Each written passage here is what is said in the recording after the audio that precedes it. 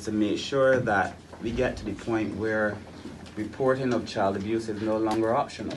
You no longer have the right to say, I know it had happened, but I didn't feel like talking about it. So we're having that conversation. Of course, it's a conversation we're going to have with the public, but I'm hoping that it becomes part of the Child Protection Act that we will have before the Parliament, hopefully before the end of the year. I hope it is understood in conjunction with the Child Justice Act. The Child Justice Bill is also in draft, so that we have a more comprehensive understanding of child protection, so that we take child protection seriously, whether it be in the offenses they commit or whether it be offenses committed against them. We have to be able to understand that. I think the other thing is that we have to look at, beyond the legislation, the judiciary system. What will be the court structure? I know we propose in the legislation, also in our manifesto, a family court. If it's going to be a regular court or just a court specific, a separate court for children is something I think we have to finalize in our minds. But there has to be a court, that allows these things to be dealt with. I remember when I was at Child Care Board, there was a situation of a young lady who was raped because, if you're underage, it is not sex.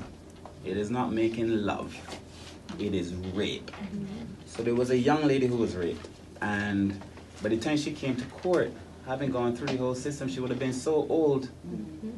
I remember the then chairman, Joey Harper, saying she came as a woman, a young woman, but because of her experiences early in life, how do we know how that changed her? So what the court would have seen presenting before the court would have been an older person who had years to deal with this trauma.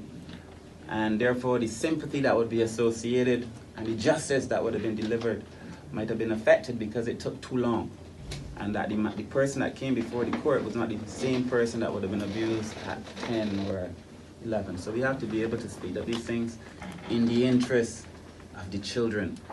And I think that is also going to be very important. And then lastly, of course, you would have heard us speaking for a while about the Department of Family Services. It is going to happen. But what it will not do is compromise the work that we are doing for children.